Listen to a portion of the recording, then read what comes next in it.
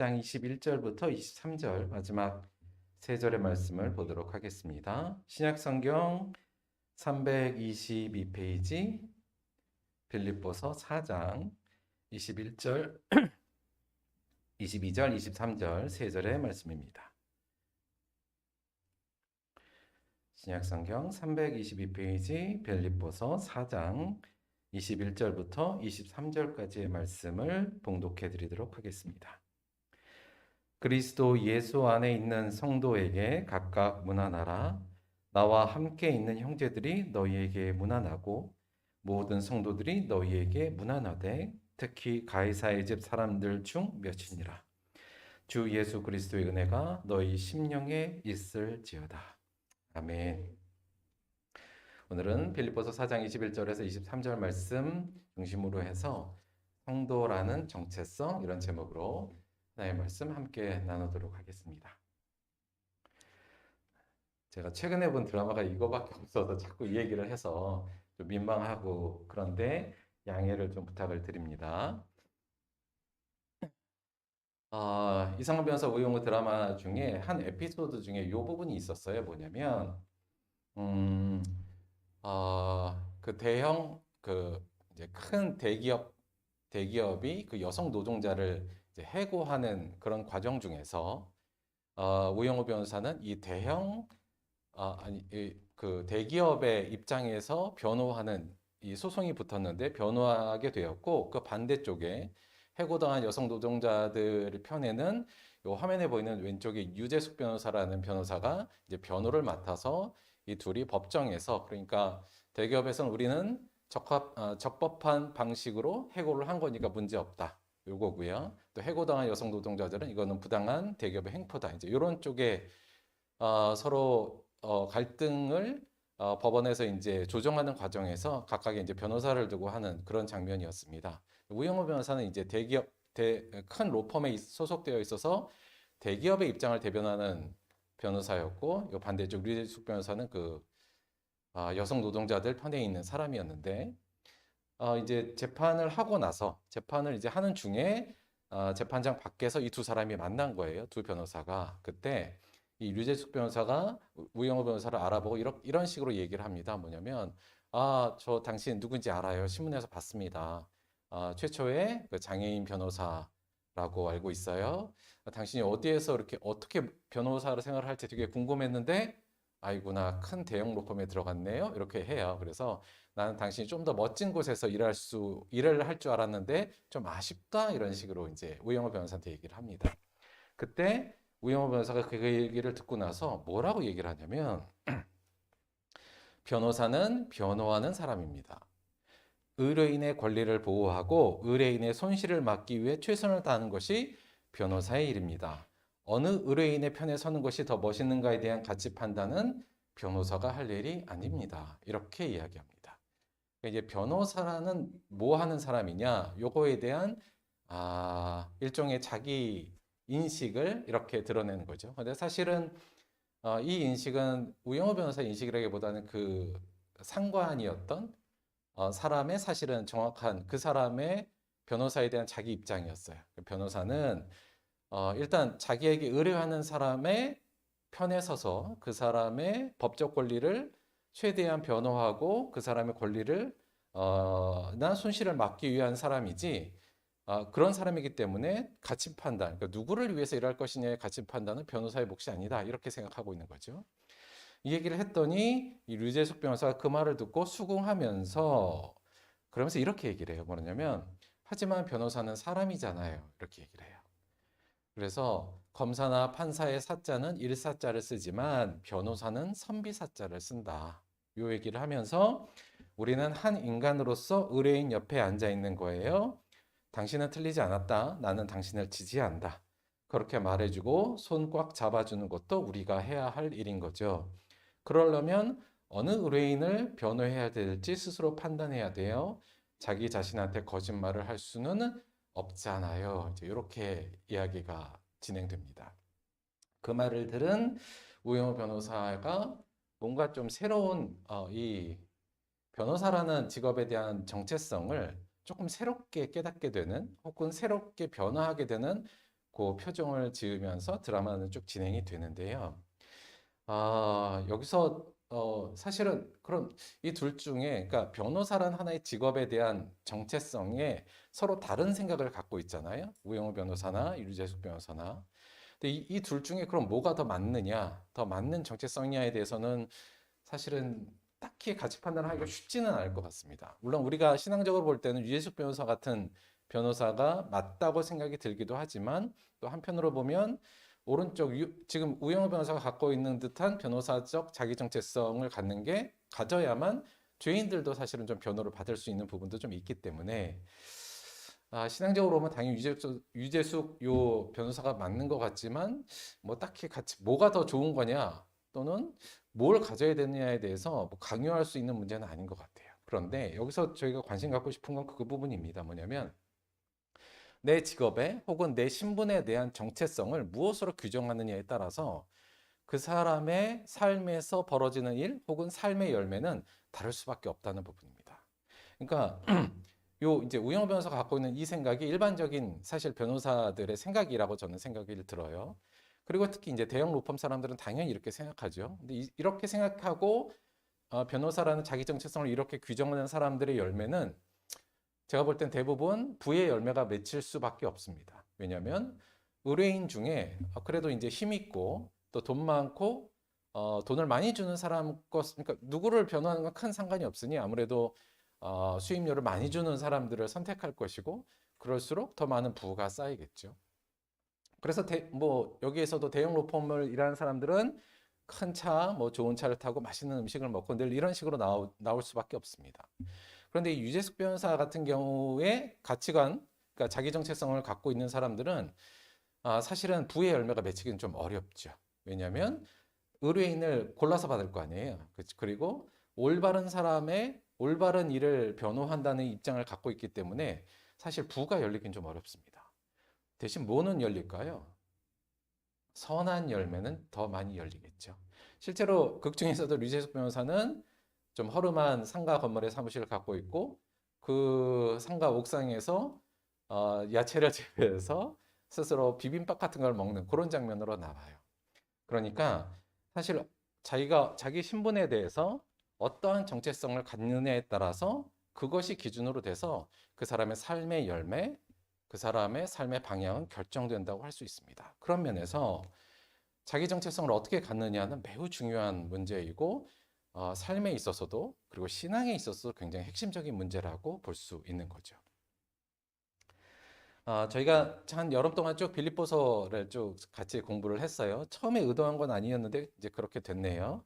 여간 저희가 빌립보서를 쭉 봤는데 빌립보서는 다시 설명을 좀 드리자면 사도 바울이 빌립보 교회에게 쓴 편지지 않습니까? 그런데 당시에 빌립보 교회의 상태는 어땠느냐? 고난 속에 있었던 빌립보 교회예요. 자, 우리가 사도 바울의 입장에서 자기가 세운 교회 빌립보 교회가 물론 자기는 지금 감옥에 있는데 굉장히 고난과 어려움 속에 있다는 얘기를 들었습니다. 여기서 고난 속에 있었다는 건 다른 식으로 얘기하면 많이 흔들리고 있었다라고도 볼 수 있어요. 그렇죠?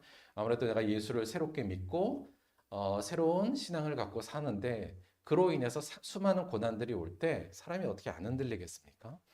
많이 흔들리겠죠. 그래서 고난받고 힘들어하는 빌립보 교인들에게 사도 바울은 지금 목회자로서 뭔가를 조언하고 이들에게 무언가를 잘 해줘야 되는 입장이잖아요. 그럼 대체 고난받고 힘들어하고 흔들리는 빌립보 교인들을 이 목회적 입장에서는 이들에게 뭘 해줘야 될까라고 사도 바울은 고민했을 거 아닙니까? 그래서 쓴 것이 빌립보서인데 우리가 빌립보서 전체를 볼 때 제가 볼 때는 사도 바울은 이 두 가지를 해서 두 가지를 빌립보 교인들에게 제공하고자 했던 것으로 보입니다. 빌립보서 전체를 볼 때 첫째는 뭐였냐면요. 일단 힘들어하고 고난받는 빌립보 교인들에게 사도 바울이 편지를 통해서 빌립보서를 통해서 한 것은 첫째 응원과 지지였어요. 그리고 두 번째는 뭐였냐면 뭘 하고자 했냐면 제가 볼 때는 정체성을 명확하게 하는 부분을 사도 바울은 빌립보서를 통해서 시도하고 있다. 목회적 하나의 해결책으로 이걸 시도하고 있다. 이렇게 보입니다. 이 두 가지가 다시 말하면 빌립보서 전체에 사도 바울이 의도하고 있는 바다. 이렇게 볼 수 있다는 거죠. 오늘 본문을 통해서 이 두 부분에 대해서 조금 더 자세히 한번 알아보도록 할게요. 자, 오늘 본문은 사실 이 편지는 원래 모든 편지가 그랬지만 서두가 있고 내용이 있고 결말 있지 않습니까? 그래서 일정 부분 형식이 있어요. 편지라는 어떤 그 서신의 형식이 있어서 맨 마지막은 그야말로 이제 마지막 인사 이 부분입니다. 오늘 저희가 읽은 부분이 그렇고요. 읽어보면 그리스도 예수 안에 성도에게 각각 문안하라. 나와 함께 있는 형제들이 너희에게 문안하고 모든 성도들이 너희에게 문안하되 특히 가이사의 집 사람들 중 몇이니라. 주 예수 그리스도의 은혜가 너희 심령에 있을지어다. 물론 뭐 아주 전형적인 그냥 인사말이긴 합니다. 끝내는 인사말이긴 한데 오늘 여기서 조금 저희가 관심 가져서 보아야 될 두 단어 정도가 있어요. 오늘 그 부분을 조금 살펴볼 텐데 첫째는 이 부분입니다. 문안하라죠.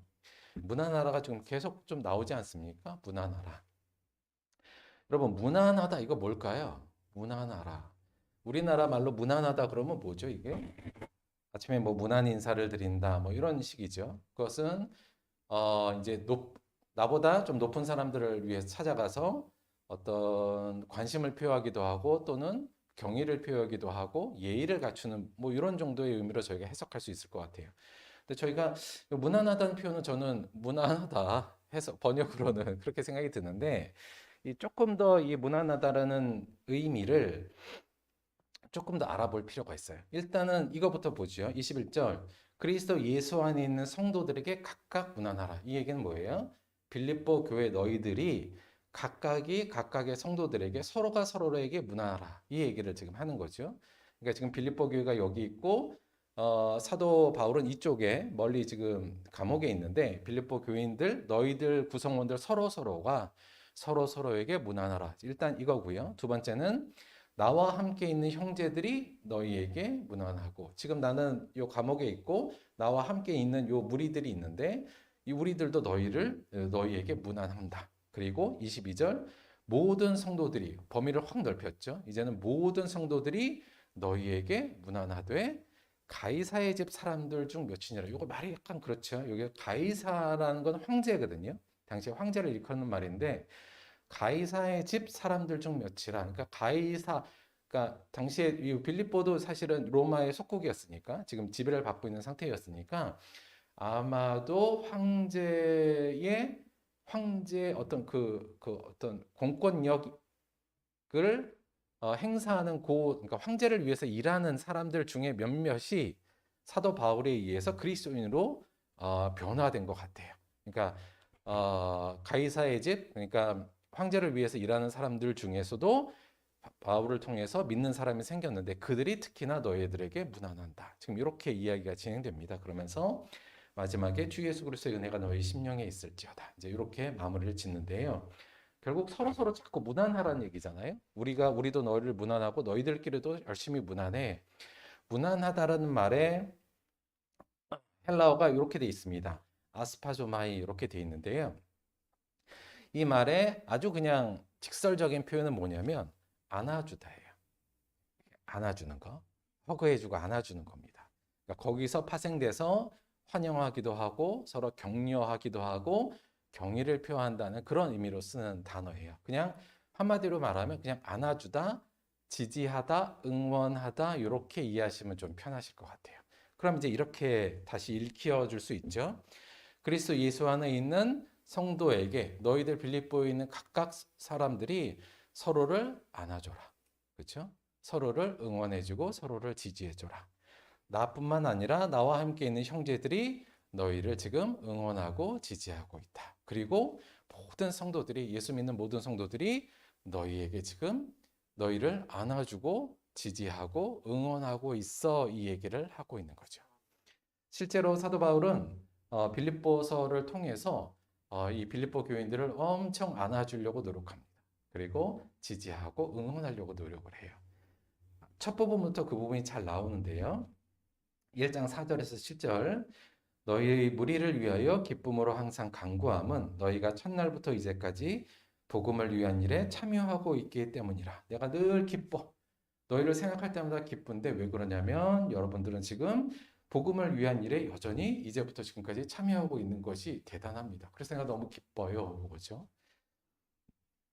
너희 안에 착한 일을 시작하신 이가 그리스도 예수의 날까지 이루실 줄을 우리는 확신한다. 너희가 지금 열심히 착한 일을 잘 하고 있는데 마지막까지 잘 할 거라고 나는 믿어 의심치 않아. 이 정도의 말이죠. 내가 너희를 무리를 위하여 이같이 생각한 것이 마땅하니 이는 너희가 내 마음에 있음이며 나의 맹인과 복음을 변명함과 확정함에 너희가 다 나와 함께 은혜에 참여하는 자가 됨이라. 나 너무 기쁘고 너무 감사하고 너희가 너무 자랑스러워. 왜냐면 너희들이 처음부터 지금까지 착한 일, 복음을 위한 일에 계속 참여하고 있는 거잖아.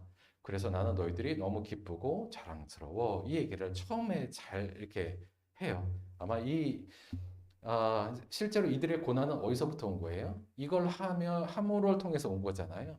그런데 너희들 참 잘하고 있어. 난 너무 기뻐. 이렇게 얘기하죠. 한마디로 지금 안아주고 있는 거죠. 위로하고 그들의 삶을 지지하고 잘하고 있다고 지금 칭찬해주고 있는 부분입니다. 이뿐만 아니라 그리스도를 위하여 너희에게 은혜를 주신 것은 다만 그를 믿을 뿐 아니라 또한 그를 위하여 고난도 받게 하려 하심이라. 너희에게 그와 같은 싸움이 있으니 너희가 내 안에서 본 바요 이제도 내 안에서 듣는 바니라.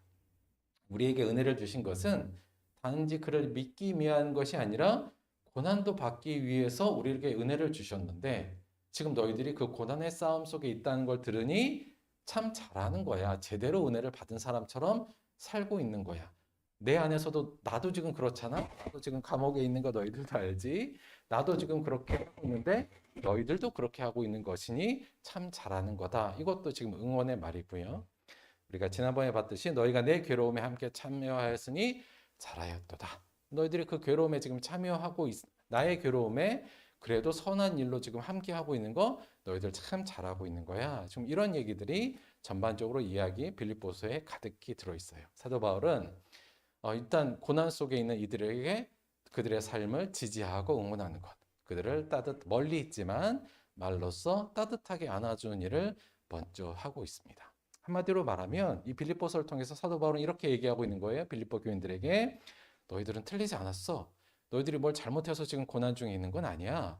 너희들은 지금 잘하고 있어. 그러니까 너희들이 지금 고난 받는 거야.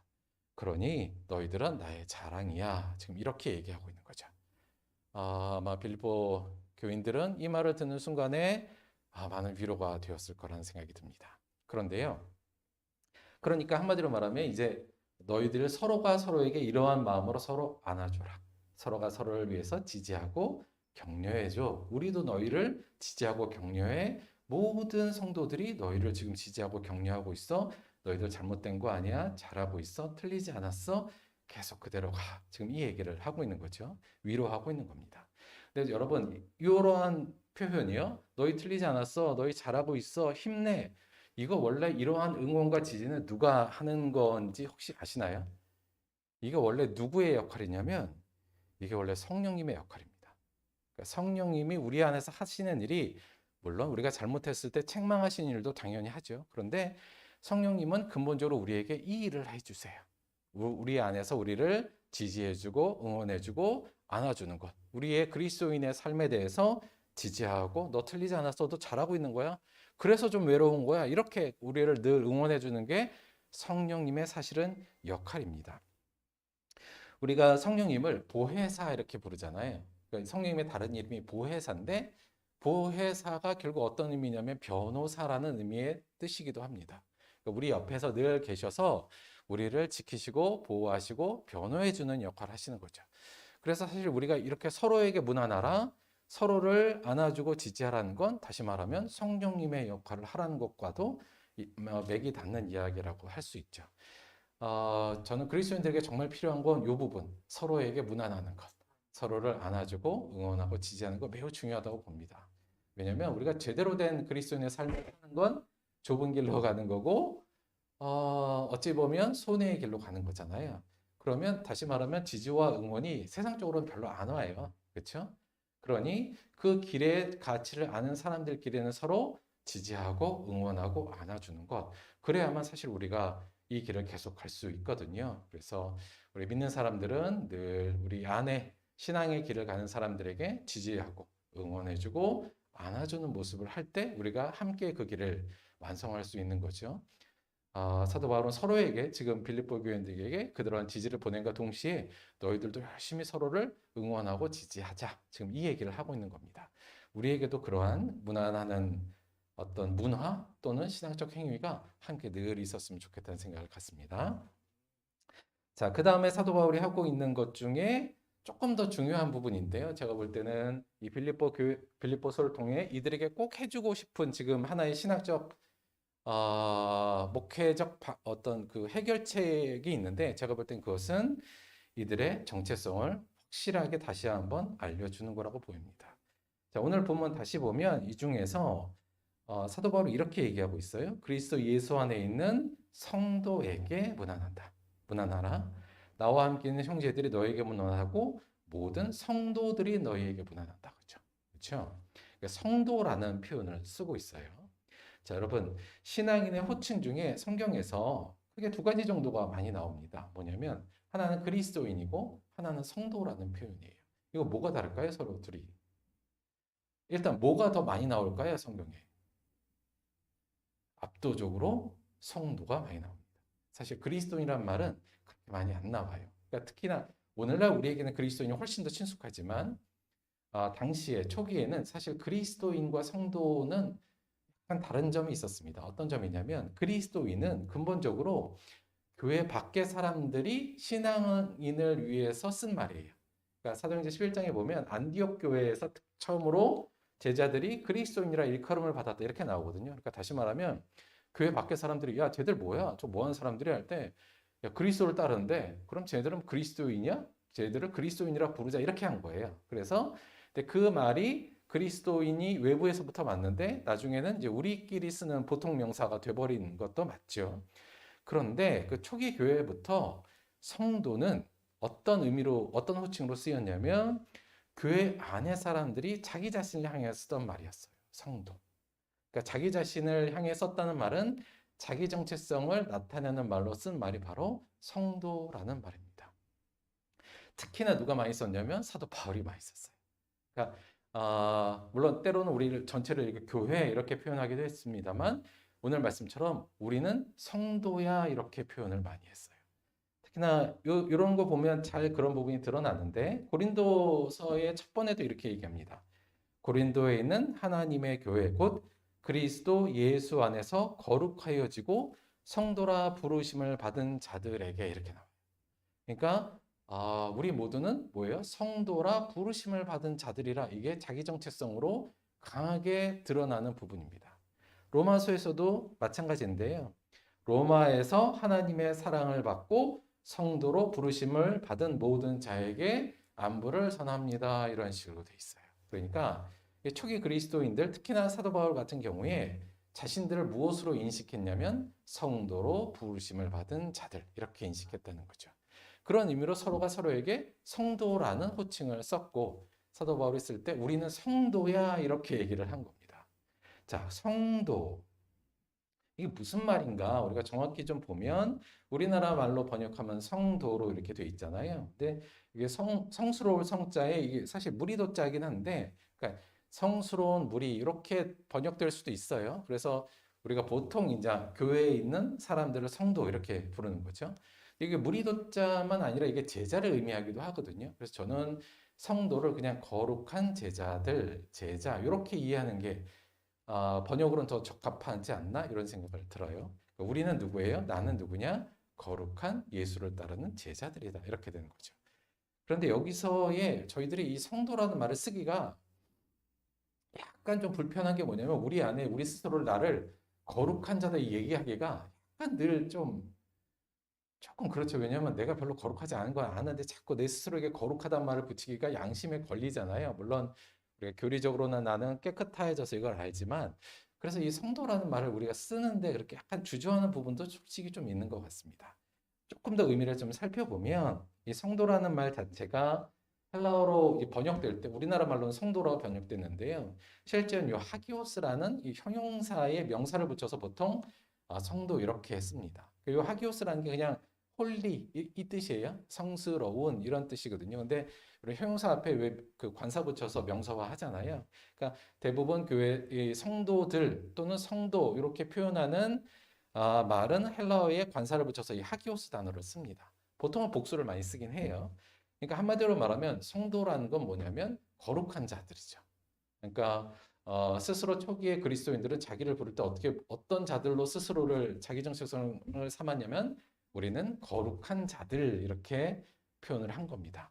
그래서 요 거룩한 자들 요 단어의 뜻으로 조금 더 저희가 해석을 하면 구별된 자들 그리고 정결한 자들 그리고 세속적이 않은 자들 이제 이런 식으로 해서 거룩한 자 이렇게 스스로를 불렀다는 거죠. 그래서 야, 우리 스스로는 어때? 우린 누구야? 우리는 거룩한 자들이야. 이렇게 불렀다는 겁니다. 근데 오늘 보면 그래서 약간 정리를 하자면 우리 고린도 교회와 로마 교회에 보낸 그 앞 이야기만을 좀 따서 우리가 이것을 정리하면 성도는 어떤 사람들이냐? 하나님의 사랑하심을 받아 예수 안에서 거룩하여진 자. 이렇게 저희가 이해하면 될 것 같아요. 그러니까 이걸로 자기 정체성을 삼았다는 얘기입니다. 그래서 오늘 말씀에도 너희들은 성도야. 그리고 모든 성도들이 지금 너에게 문안하고 있어. 그러니까 너희들의 정체성은 성도라는 걸 잊지 마라라는 부분이 사실 빌립보서 전체에 굉장히 좀 가득하다 이렇게 볼 수 있어요. 사도 바울은 이들의 정체성이 흔들리지 않기를 원했습니다. 그리고 이 정체성, 성도라는 정체성을 그들의 가슴에 더 깊이 박고 싶고 그것이 흔들리지 않는 주춧돌이 되도록 빌립보서에서 노력을 하고 있다. 그것이 고난을 받고 있는 그리스도인들에게 사도 바울이 해주는 가장 중요한 해결책이고 약이었다. 이렇게까지 얘기할 수 있죠. 근데 여기서 한 가지 더 이 성도라는 말 안에 한 가지 의미를 저희가 조금 더 부과하자면 이렇습니다. 뭐냐면 이 하기오스라는 단어가 성령님을 뜻하는 단어로도 동시에 쓰여요. 그러니까 다시 말하면 우리가 성령이잖아요. 그래서 보통 성경에서 이 하기오스하고 영을 뜻하는 푸니마토스를 합쳐서 이제 성령을 표현할 때 하기오스 푸니마토스 요 얘기를 쓰는데 뒤에 푸니마토스를 빼고 요 하기오스만으로 성령님을 표현하는 경우도 굉장히 많습니다. 자, 그러니까 이 하기오스가 탁 나오면 이게 성령님을 의미하는 건지 아니면 성도를 의미하는 건지가 문맥송 안에서는 파악이 되지만 단어로는 파악이 헷갈릴 때가 있어요. 그 얘기는 뭐냐? 성도들은 결국 뭐예요? 성령님과 같은 의미로 지금 사람들이 이해하고 있다는 것도 볼 수 있습니다. 다른 식으로 얘기하면 이 성도라는 자기 정체성 안에는 뭐가 있냐면 우리는 성령님이 거하는 자들. 이 의미가 함께 포함되어 있는 거죠. 다시 말하면 우리는 누구예요? 성령의 성령이 거하시는 집이다라는 개념이 이 성도라는 단어 안에는 또 동시에 의미를 포함하고 있다고 볼 수 있습니다. 우리가 잘 아는 말씀이에요. 너희 몸은 너희가 하나님께로 받은 바 너희 가운데 계신 성령의 전인 줄을 알지 못하느냐? 너희는 너희 자신 것이 아니라. 이게 고린도전서에서 사도 바울이 얘기한 부분이거든요. 야, 너희 거 아니야. 너희는 뭐야? 성령의 전이야. 이 부분을 굉장히 강조했죠. 따라서 당시에 초기 기독교 사람들이 우리는 하기오스야. 우리는 성도야. 이렇게 얘기할 때는 우리는 하나님의 사랑하심을 받아 예수 안에서 이미 거룩하여진 자고 하나님의 거룩한 성령이 거하는 자들이야. 이제 이 얘기가 동시에 이 성도라는 단어 안에 포함되어 있다고 볼 수 있습니다. 사도 바울은 힘들어하고 고통스러워하는 성도들에게 물론 뭐 위로의 말도 중요하지만 무엇보다도 이들이 자기 정체성, 올바른 신학적 자기 정체성을 확고히 가질 때 이 고난을 잘 극복할 수 있다고 믿었고 그 의미로 너희들은 성도임을 잊지 말아라. 지금 이 얘기를 하고 있다는 얘기죠. 너희가 성도임을 잊지 말아라. 이 얘기를 하면서 대체 이 성도란 다시 말하면 하나님의 사랑을 받아서 예수 그리스도를 통해 거룩하게 된 사람들이란 다른 식으로 얘기하면 너희들은 성령의 집인 성령이 거하는 자들인 성도들은 대체 어떤 사람이냐 이 얘기를 빌립보서 전체를 통해서 다시 한번 구체화하고 쭉 정리하고 있다고 볼 수 있을 것 같아요. 오늘은 저희가 빌립보서 이제 마지막 날이니까 전체를 정리하는 의미에서 이 내용 한번 살펴볼게요. 성도란 어떤 사람들이냐? 하나님에 의해서 거룩하여진 자, 그리고 하나님의 사랑을 받는 자, 성령님이 거하는 성도란 어떤 사람들이냐? 사도 바울은 빌립보서를 통해 어떻게 얘기하고 있는지 다시 한번 정리할게요. 어떤 사람들이냐면 살든지 죽든지 내 몸에서 그리스도가 존귀케 되는 소망을 품는 자들이 바로 성도들이고요. 또 복음에 합당하게 생활하는 자가 바로 성도라는 자다. 이 부분이고요. 또 하나, 은혜뿐만 아니라 그를 위하여 고난을 받는 자, 그들이 곧 성도들이다. 이 얘기를 지금 하고 있었고요. 또 그리스도 예수의 마음, 그의 삶을 품고 따라가는 자가 바로 성도들이다. 예수 그리스도의 마음, 삶은 어떤 거예요?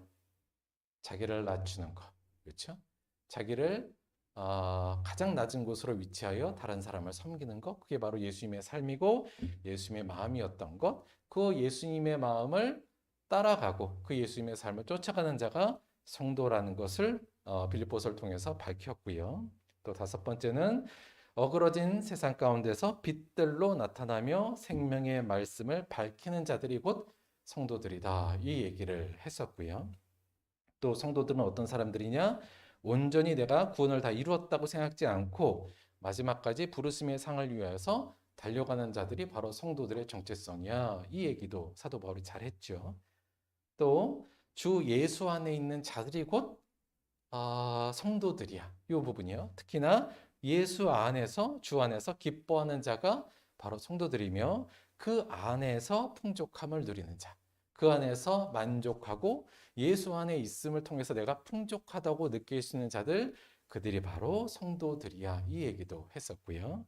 마지막으로 지난주에 본 것 같이 의의 열매가 가득하여서 하나님의 영광과 찬송이 되는 자, 그들이 곧 성도들이다. 이런 식의 이야기를 쭉 했습니다. 그래서 결국 사도 바울은 이 얘기죠. 너희들은 성도라는 거 잊지 마. 어려운 상황이지만 너희는 하나님으로부터 성도로 부르심을 받은 자들이라는 것을 결코 잊지 말아라. 너희들은 하나님의 사랑을 받는 자들이요. 그 사랑으로 예수를 통해서 거룩해진 자이고 성령님을 우리 안에 성령님을 모신 자로서 거룩의 삶을 사는 사람들임을 잊지 말아야 한다라고 그들의 자기 정체성, 성도라는 자기 정체성을 빌립보서를 통해서 잊지 않도록 강조하고 그 부분을 구체화해서 설명해 준 것이 곧 빌립보서였다. 이렇게 얘기할 수 있습니다. 저희가 이거 쭉 배웠던 내용이잖아요. 그런데 요거 하나하나 저희들이 기억하시면서 성도는 이렇게 사는 사람들, 그리고 나는 성도라는 사실을 우리가 마음속에 꼭 깊이 빌립보 교회처럼 가슴에 갖는 게 매우 중요하다. 이렇게 볼 수 있습니다. 여러분, 그 나무에서 중요한 게 뭔가요? 나무가 좋은 열매를 맺고 나무의 역할을 제대로 하려면 정말 중요한 게 뭔가요? 어느 부분이 중요할까요? 물론 가지도 중요하고 주변 환경도 중요할 수도 있겠죠. 그러나 나무가 좋은 열매를 맺고 제대로 나무의 역할을 하기 위해서 무엇보다 중요한 건 사실 뿌리 부분입니다. 그렇겠죠. 근데 우리 신앙 안에서 제일 중요한 뿌리가 뭐가 되느냐? 저는 신앙인의 자기 정체성이 바로 이 뿌리다 이렇게 볼 수 있을 것 같습니다. 왜 중요하냐면 물론 때로 태풍도 불고 바람도 불어서 가지가 끊어지기도 하고 부러지기도 하고 때로는 열매를 못 맺힐 수 있는 환경이 있을 수도 있겠지요. 그러나 이 뿌리가 제대로 살아 있으면 나무는 다시 가지를 내고 다시 열매를 맺힐 수 있습니다. 그런 의미에서 우리 신앙인에게 가장 중요한 건 바로 자기 정체성이 이 뿌리. 그래서 이 자기 정체성을 잘 확립하고 이 자기 정체성을 잘 갖고 있는 것이 신앙인으로서 굉장히 중요하다고 할 수 있죠. 사도 바울은 그 부분을 잘 알았던 것 같아요. 그러니까 빌립보 교인들이 너무 힘들어서 지금 가지도 다 부러지고 열매도 다 떨어지고 희망이 없는 삶의 모습 속에 있지만 이들이 자기 정체성, 그들이 성도라는 자기 정체성만 명확하게 아직 갖고 있다면 다시 그들은 소생할 수 있고 다시 회복될 수 있다는 것을 믿었고 알았기 때문에 빌립보서를 통해서 너희들은 성도야, 그거 잊지 마라. 이 얘기를 끊임없이 지금 하고 있다. 이렇게 볼 수 있을 것 같습니다. 나는 성도라는 확고한 정체성과 이에 대한 자부심이 우리가 있다면 내가 성도야. 나는 하나님의 사랑을 받아 예수 그리스도를 통해 거룩해진 자야. 그리고 나는 성령이 거하는 자로 거룩의 삶을 살아가는 자라는 이 자기 정체성에 대한 확고한 의지, 그리고 그에 대한 자부심. 물론 그게 부담이 될 수는 있지만 더 나아가서 이게 예수님도 그렇게 사셨고 사도 바울도 사셨고 많은 사람들이 신앙의 선배들이 그렇게 사는 것처럼 나도 이 삶을 살아가는 거에 대한 자부심을 갖는 게 이 뿌리를 튼튼하게 하는 일이고 우리의 생명, 신앙적 생명의 근원이 된다는 사실을 잊지 않길 바랍니다. 우리가 이것을 명확히 할 때 우리 안에 의의 열매가 맺힐 것이고 분명히 부활의 영광을 누릴 수 있는 곳까지 우리를 끌고 가는 것 중요한 이 자기 정체성, 성도라는 자기 정체성이 우리한테 있을 때 가능할 겁니다. 한 가지 좀 아쉬운 건 그러니까 성도라는 말이 오늘날에는 이렇게 별로 이렇게 우리를 호칭하는 말로 그렇게 좋은 의미로 쓰이지 않는 것 같아요. 왜냐하면 지금 성도는 우리가 알다시피 일반적으로 평신도를 의미하는 의미로 약간 이해가 되잖아요. 그래서 제가 누가 김도현 성도님 그러면 뭐야 난 목사인데 이제 이렇게 되잖아요. 그러니까 왜 널 목사를 성도로 부르면 안 되지? 약간 이런 약간 그런 게 있죠. 내가 지금 장로인데 나를 성도로 불러? 이러면 좀 이상하잖아요. 그래서 약간 지금 우리가 성도님 이러면 이제 교회 처음 들어온 사람 평신도를 부르는 호칭. 그래서 이제 성도를 난 지나서 집사 뭐 그쵸? 안수 집사, 권사, 장로 뭐 이렇게 가야 되는데 성도라는 말을 듣는 게 약간 좀 조금 지금은 약간 별로 안 좋은 단어처럼 아니 안 좋다기보다는 그냥 낮은 단어처럼 생각되어 있는데 그게 아니라 초기 기독교인들은 이 성도라는 자기 정체성으로 자신들의 신앙을 굳게 만들었다는 점에서 저는 무엇보다도 좋은 호칭. 나는 성도다라는 자기 정체성, 자기 호칭은 굉장히 중요하다고 생각합니다. 제가 그래서 이제 가끔 여러분 할 때 지금 다들 성도라고 제가 부르잖아요. 그거 너무 그런 의미로 부르는 거예요. 그러니까 제가 뭐 그런 게 아니라 그래서 물론 뭐 장로님도 필요하고 집사님도 필요하고 다 필요합니다. 그런데 장로이기 전에 성도이고 목사이기 전에 성도이며 내가 집사이기 전에 성도이잖아요. 그 부분 내가 성도에 대한 이 확고한 자기 정체성이 없이 뭐 집사를 달고 장로를 달고 목사가 된들 별 소용 없다. 제일 중요한 것은 전 그래서 무엇보다도 내가 성도가 되었다는 것, 하나님의 거룩한 자가 되었다는 것, 거룩한 자로 부르심을 입은 거에 대해서 자부심을 갖고 그거에 대한 확고한 이미지를 갖는 것이 무엇보다도 중요하다는 생각을 갖습니다. 성도의 호칭, 성도의 자기 정체성을 사랑하시고 일단 명확히 아시고 사랑하시고 그에 합당하게 삶을 살도록 우리가 노력한다면 그것이 우리를 의의 열매로 이끌 것이며 부활의 영광으로 사도 바울의 표현에 의하면 우리의 몸이 영광의 몸의 형체로 변하는 아름다운 그 영광의 순간을 이 확고한 자부심과 성도라는 이 정체성이 우리를 끌고 분명히 갈 겁니다. 여러분에게 우리 모두에게 지금 사도 바울이 주는 이 빌립보 교회를 향한 처방이 우리에게도 똑같이 되어서 우리 안에 성도라는 이 자기 자부심, 자기 정체성이 확고하게 되기를 다시 한번 부탁을 드립니다. 모든 성도들이 너희를 지금 응원하고 지지하고 있습니다. 4장 22절에 사도 바울이 빌립보 교회들에게 한 말입니다. 여기 모든 성도들, 여기도 마찬가지 모든 거룩한 자들이 너희들을 지금 응원하고 있어. 성도로서의 삶을 살아가는 너희들이 비록 고난 속에 있지만 모든 성도들이, 모든 거룩하신 분들이 다 너희를 지지하고 응원하고 지금 안아주고 있어. 이것을 잊지 마. 이렇게 얘기했잖아요. 아마 여기 모든 성도들에는 물론 당시 믿는 모든 사람들도 있겠지만 저는 우리 들벗교회가 우리 모두가 정말 성도로서의 자기 정체성을 갖고 성도다운 삶을 살아가는 그 삶이 비록 좀 좁기도 하고 조금 누추해 보이기도 하고 남들 볼 때는 조금 실패한 것 같이 보인다 할지라도 그 삶을 하늘에 계신 예수님께서도 응원하고 계시고 하나님도 응원하고 계시고 성령님도 우리 안에서 응원하고 있으며 사도 바울도 수많은 신앙의 선배들도 우리의 그러한 삶을 지금 응원하고 지지하고 있으리라 믿습니다. 그 응원에 우리가 부합하고 힘을 얻어서 더욱더 성도의 삶을, 성도의 길을 달려나가는 저와 여러분이 되기를 주님의 이름으로 축원드립니다. 말씀 생각하시면서 잠시 함께 기도한 시간 갖도록 하겠습니다.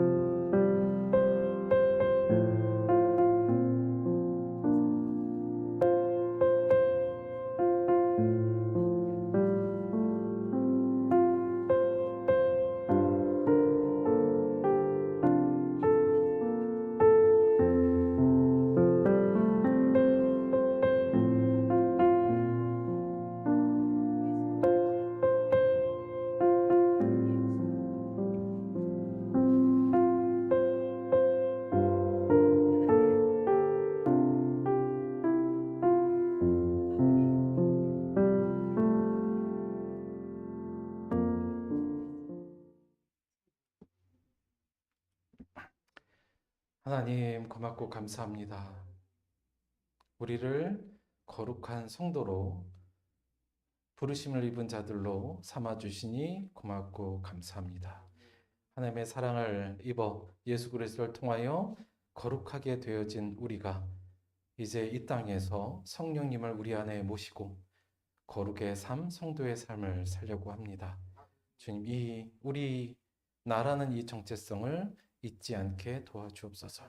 이를 자랑스러워하며 굳건히 지켜나가는 우리들 될 수 있도록 인도하여 주옵소서.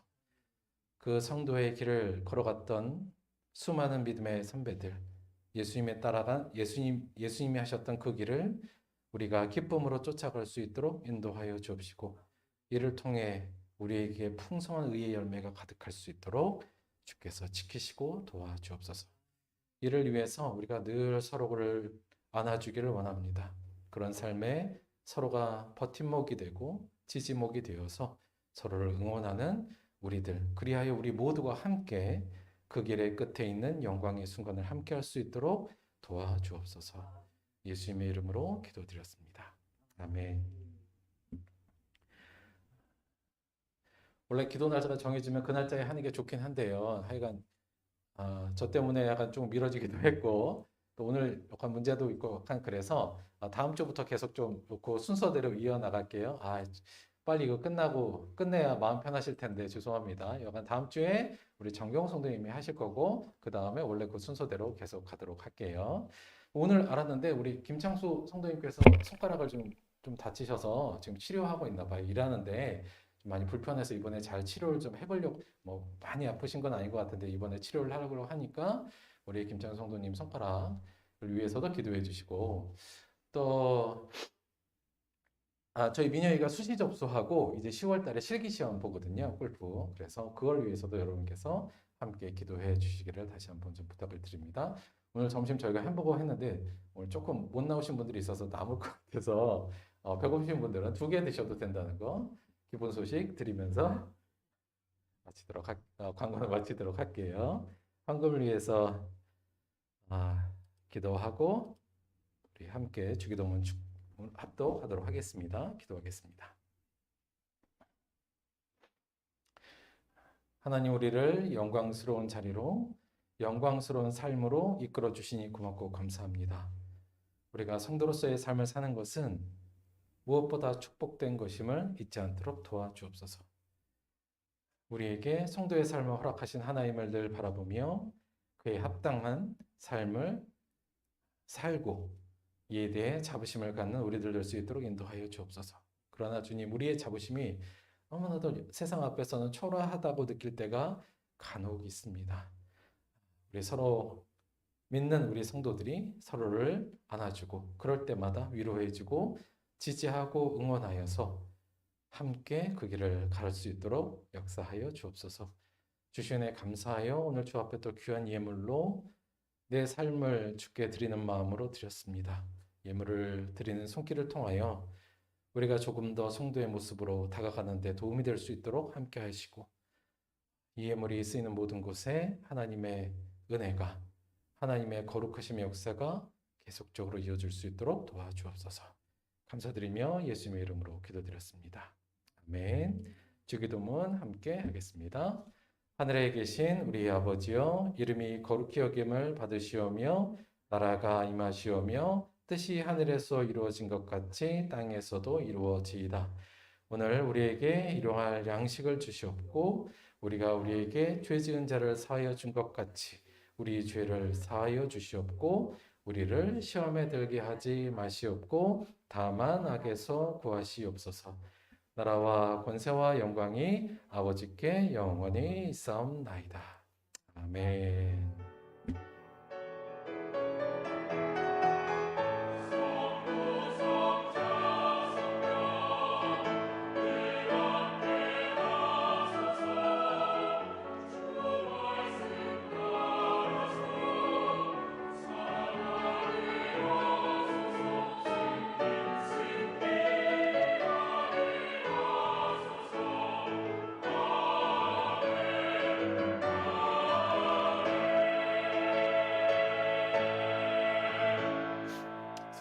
감사합니다. 하나님께 감사의 박수 드리겠습니다. 수고하셨습니다.